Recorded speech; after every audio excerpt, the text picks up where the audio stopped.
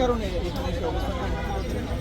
বিভিন্ন ওই যে করোনা সংকট, তারপরে ডেঙ্গু, এই জন্য সংক্রমণ না ছড়ায় সেজন্য আমরা মানে এটা সংক্রমণ যেন কমে তারপর আমাদের পরীক্ষাটা যেন নেওয়া হয় সেজন্য আমাদের স্বাস্থ্য ঝুঁকিতে আছে সেজন্য আমাদের পরীক্ষা বসানোর জন্য আমরা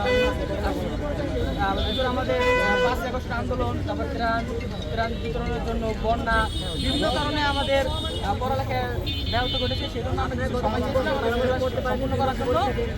আর সিকিউ এমসিকিউ মিলে যেন আমাদের পাস দেওয়া হয়। আর এই যে নতুন যে 33টি নিয়ম দেওয়া হয়েছে সেটা যেন আমাদের চাপিয়ে না দেয়, কারণ আমাদের একটা ব্যাচের উপরে 1 মাস আগে 33টা নিয়ম চাপিয়ে দেয়, এটা কোনো মানে কোনো যুক্তি হয় না। কারণ আমাদের বিগত ব্যাচগুলো যে এক্সাম দিয়েছে তারা এই 33টি নিয়ম ফলো করে নেই। আর আমরাও চাই আমরা তাদের অনুসরণে কিন্তু আমরা পড়ালেখা করছি এবং আমারও একইভাবে আমরা পড়ালেখা ব্যাহত করছি। সেই জন্য বলতে চাইছিলাম যে আমাদের কিছু সময় দেওয়া হোক আমাদের ধরো পড়ালেখা সিলেবাস সম্পূর্ণ করার জন্য। যে বলছেন স্বাস্থ্য ঝুঁকি অর্থাৎ করোনার যে ব্যাপারটা, করোনার ব্যাপারটা সংক্রমণ দেখা দিচ্ছে ঈদের আগে থেকে।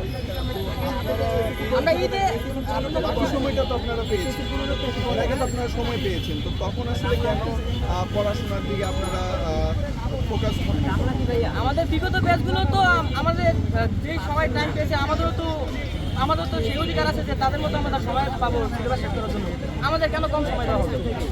কতটুকু কম সময় দেওয়া হচ্ছে? একটা নির্দিষ্ট একটা সময় তো থাকে, সেই সময়টা তো আপনাদের পেয়েছেন। আমরা তো বললাম যে 1-2 মাস আমাদের এক্সট্রা দেওয়া হোক, এটা তো আপনার প্রথমে বলে দিয়েছি। আচ্ছা, একটা নির্দিষ্ট একটা সময় তো থাকে যে পরীক্ষার এতদিন সময় আছে। বিগত